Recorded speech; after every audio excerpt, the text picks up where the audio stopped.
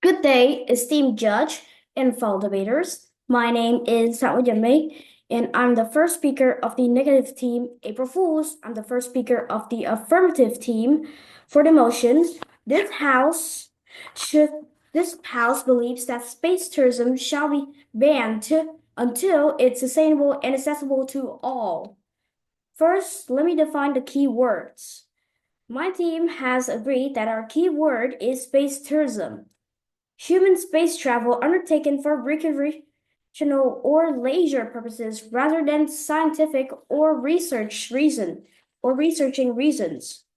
The problem with space tourism today is that it's a new concept to our world. Space tourism actually raises concerns about safety on the rockets, the environmental impact as it relates to climate change, and ethical considerations.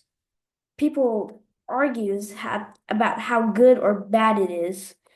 So our solution is to completely ban space tourism for a long or short amount of time until it's sustainable and accessible to all of the global population. We want a society with no wealth inequality because space tourism tickets are surprisingly very expensive, and we don't want any wealthy individuals flexing about how they can afford these tickets.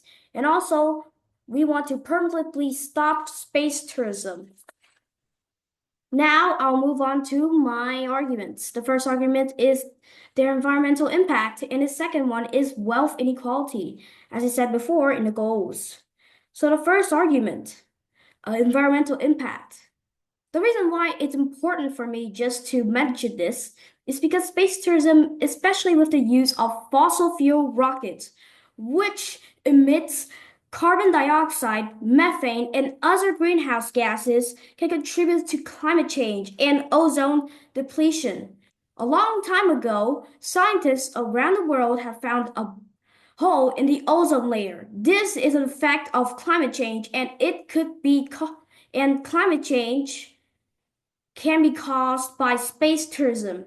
The impact of it can be greater than that of the aviation industry. We know that planes emit a lot of carbon dioxide, right? Well, space tourism does more. And also, there's 36,000 pieces of space junk. What if a rocket actually bumped into it? That'd be an unsolvable problem, isn't it? Right? Right, everyone? Then, to my last and second argument, it's wealth inequality.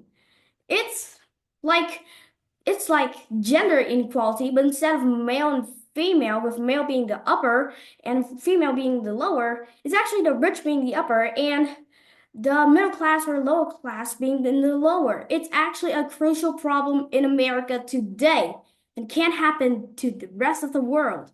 Space tourism costs an incredibly expensive. Space tourism is currently an extremely expensive activity, accessible only to the wealthy individuals, but not the middle and the lower class. This may cause public disillusionment, inaccessible for the global population, especially people in third world countries, like my country. The cost for one trip to space is $210,000, which China is selling. Ladies and fellow debaters and esteemed judge, I've spoken and I yield my time.